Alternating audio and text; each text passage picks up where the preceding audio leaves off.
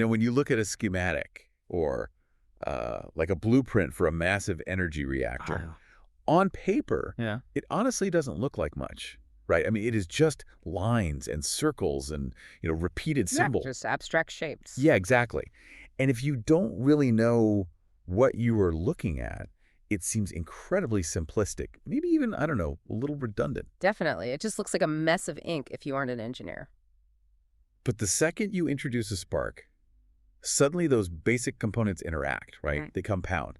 And suddenly, boom, you have this massive explosive reaction. Because the simplicity of a blueprint is, well, it's deceptive. It's not meant to be read like a novel. It's meant to be built. Right. It's literally a set of instructions for generating a highly specific output. And I think that distinction, between just reading something and actually building it, that is the perfect lens for what we are looking at today in this deep dive. I agree completely. Because we are exploring a very short snippet of lyrics Yep. from Stray Kids' track, Run IT.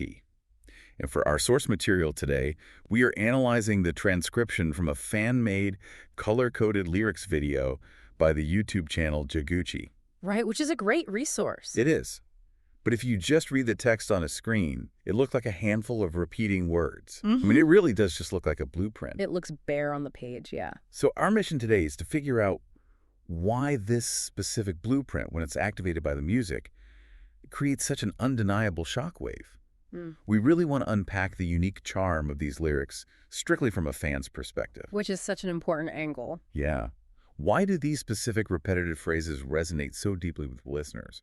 And how on earth do they generate such visceral energy? Well, I think to answer that, we have to evaluate this text not as, traditional poetry. We have to look at it as a mechanism. Lengism, I like that. Yeah, because the word count is remarkably low, right? Yeah. But the emotional density is incredibly high. Yeah. The lyrics are engineered to basically bypass the logical, analytical part of your brain and just go straight for the nervous system. Wow. Okay. Yeah, the appeal for the fan base isn't about sitting there decoding complex metaphors. I mean, it is about the physical and emotional response that these words literally demand from you. Okay, let's unpack this. Let's look at how that physical response is initiated, because the sequence starts in a completely uncompromising way. It really does. The lyrics kick off with, and I'm just going to read it straight from the source, heat, heat, heat, heat. Heat, Yeah. heat, yeah. Oh, heat, yeah, heat. Can you feel me? Yeah. Oh. Yeah. When you just read that out loud, it almost sounds broken. It reads like a misprint, like the record skipped or something. Exactly. But in the context of the track, it functions as this immediate atmospheric buildup. It completely dispenses with the whole idea of a gentle introduction. No, there's zero gentle introduction here. Right. It just drops the listener directly into a high-pressure environment from second one. As I was going over this, the analogy that kept coming to mind was a cold car engine. Oh, interesting. Yeah, you know that really aggressive sputtering sound when you turn the key on a freezing warning? Oh, absolutely. The engine's turning over to go, and it takes a few really heavy repetitive revolutions before it finally catches and just roars to life. That is a perfect visual for this. Because the constant repetition of the word heat and those oh chants, they feel functionally identical to that. It operates like a rhythmic engine aggressively revving up. Yes. But I do want to challenge the mechanics here for a second. Okay, go for it. If we are looking at this strictly from a fan's perspective, doesn't hammering a single word like heat over and over run the risk of just being like alienating noise? It's a fair question. Right. How does this abrasive repetition actually create a bond with the listener rather than just blasting them with sound and pushing them away? So that is the core paradox of stadium-style anthems. The abrasive repetition isn't meant to alienate. It is actually designed to synchronize. Synchronize. Okay, tell me more about that. There is a psychological concept in music called entrainment. Have you heard of it? I think so, but break it down for me. Basically, it's where a listener's internal rhythm, so like their heart rate or their breathing, will subconsciously attempt to match the prominent beat of the music they are listening to. Wow, really? Your body actually tries to match it? Yes.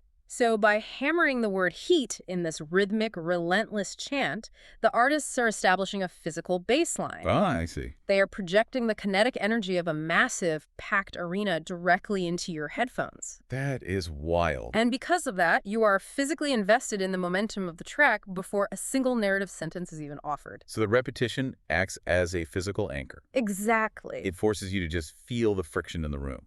What's fascinating here is how this sets up the crucial lyrical pivot you mentioned earlier. Right. Because after barraging the listener with this aggressive environmental chanting, the lyrics suddenly shift to this deeply vulnerable, intimate plea. Can you dream me, feel me, go? Yes! Which Good enough. completely changes the dynamic of the song. It totally recontextualizes the aggression. Right. If the song only chanted heat, it would just be a wall of noise. But by adding, can you dream me, feel me, Yeah. the artists are bridging the gap between performer and fan. Oh, love it. They are asking for consent to connect.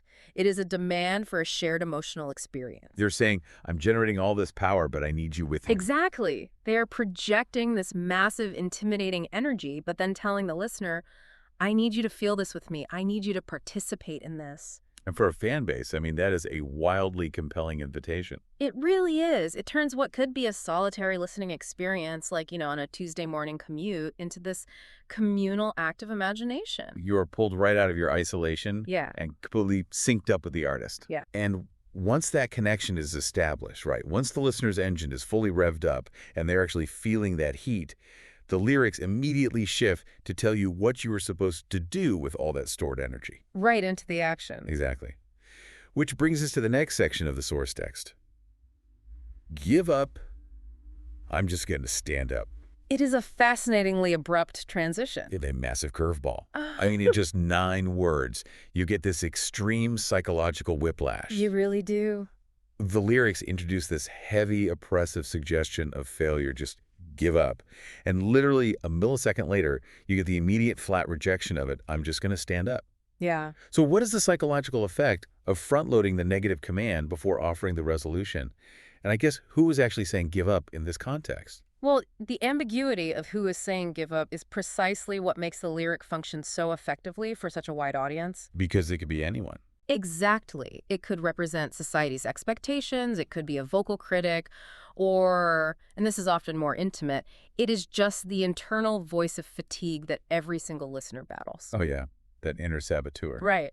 So by placing the threat of failure right next to the active choice of standing up, the lyrics construct this self-contained micro-story of resilience. And a micro story. Yeah, they engineer tension, and then they immediately provide the release. The tension being that very real temptation to just surrender to the gravity of a terrible day. Exactly. And the release is the physical act of getting off the ground. Right. The magic here isn't that these words are complex, highbrow poetry.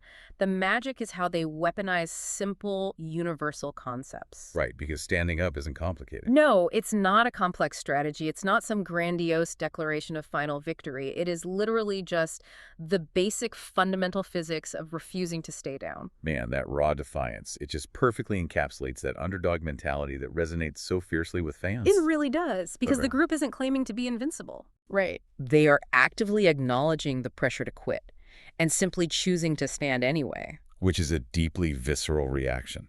When life pushes you down, the most radical thing you can do is just stand up. Exactly. But, and this is key, it requires energy to do that. Right. It takes all that heat, all that revved up engine energy from the beginning of the song just to accomplish that one simple act of resisting gravity. Yes. The atmospheric buildup we discussed earlier, that was the necessary fuel for this specific moment of resilience. Oh, that makes so much sense. The listener is primed with adrenaline so that when the command to stand up arrives, they physically feel the momentum to execute it. Okay, but if the act of standing up is so deeply personal and internalized, which it is, why does the very next line suddenly shift to addressing the entire world? Aye. Because the lyrics don't just stay in that solitary moment of defiance. They don't. The text continues saying, I'm putting my hands up to the young. We're raising the fade out across the world spread out. The spatial awareness of the song expands dramatically in this section. It really does. We go from a solitary individual pushing back against doubt to suddenly addressing an entire generation, putting my hands up to the young. Right. Here's where it gets really interesting. The phrase that stands out as incredibly unique here is raising the fade out. Yes. Because in music production, a fade out is, it's the passive ending of a track. Right. The volume drops. The energy dissipates. Yeah. And eventually the song just quietly bleeds into silence. Exactly. So is raising the fade out similar to taking a bellows to a dying fire? Oh, I like that metaphor. Right.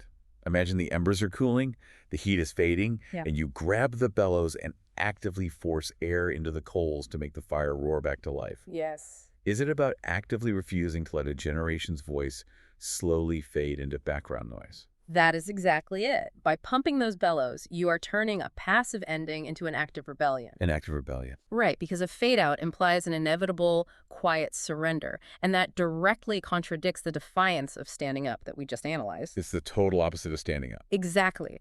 By stating they're raising the fade-out, they take the exact moment where everyone expects the energy to just die, and they escalate it instead. They hijack it, They're completely hijacking the traditional structure of an ending. which fundamentally changes the scale of what this song is trying to accomplish. It transforms the track from a personal anthem into a collective movement. Wow. Notice how the dedication to the young is paired with geographic ambition across the world spread out. Right. Across the world. They take that deeply personal act of resilience and they broadcast it globally.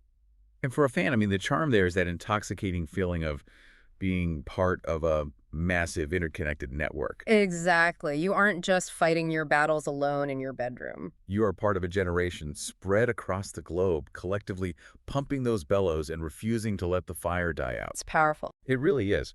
And, I want you, the listener, to consider what raising the fade out looks like in your own routine. That's a great point. Right. When your motivation drops on a Thursday afternoon, when you feel that inevitable fade out of your own internal battery, how do you actively push back against it? How do you force the volume back up? Exactly. Yeah. Because these lyrics aren't just describing an attitude, are they? They are providing a framework for maintaining momentum. And the absolute brilliance of the songwriting here is that it provides the answer to your question within its own architecture. Wait, what do you mean? Right after they declare that they are spread out across the world, refusing to fade, the lyrics do something structurally ingenious. Okay. The stanza ends with, "If you feel heat, heat, heat." Oh, they loop the blueprint right back to the starting point. Yes, it is a perfectly cyclical structure. The ending feeds directly back into the opening chant. That is incredible. They don't conclude the thought at all. They reignite the engine. The output of the reaction literally just feeds back into the input. Oh. You start with the heat. You use it to power the act of standing up against the pressure to give up. Right. You spread that defiant energy to everyone around you across the world. And then, just when you think the song is about to fade out, It drops you right back into generating the heat again. it is essentially a perpetual motion machine designed to generate hype. It really is. And it acknowledges a very grounded reality, which is honestly why I think fans connect with it so authentically. With that reality. That overcoming an obstacle isn't just a one-and-done event. Right. It's not like you win once and it's over. No, the friction of life is constant. Doubt will always return. The pressure to give up will always resurface. Always. Therefore, the generation of energy must also be constant. The loop of the lyrics reflects the necessary loop of daily resilience. Wow. We've really covered a lot of ground today by analyzing what initially looked like just a few simple lines on a lyric video. We definitely have. We've seen how the strategic repetition of heat utilizes entrainment to physically sync you to the track. Right, acting as an engine revving up your nervous system. Exactly. And we unpack the micro story of raw defiance, how the lyrics engineer tension with the command to give up so you can actually feel the release of choosing to stand up. It's brilliant emotional engineering. It is. And then we explored the concept of raising the fade out, turning a solitary moment of resilience into an active rebellion shared by a massive global youth movement. It just demonstrates how lyrical efficiency, when paired with the right rhythm and intent, can create a deeply physical and communal experience for a fan base. It's huge. Well, before we wrap up this deep dive, there is one final thought we want to leave you with, drawing strictly from that looping structure at the end of the text. Yes. If this lyrical blueprint intentionally feeds back into itself, ending with the exact same heat that sparked the initial reaction, does it suggest that the struggle, the resilience, and the energy of youth aren't just a phase you pass through? That's a great question. Is it actually a continuous, unending cycle that never actually fades out? Something to think about. Absolutely. So as you tackle the rest of your day, we invite you to mull over that concept of infinite renewable energy. Keep your engine running.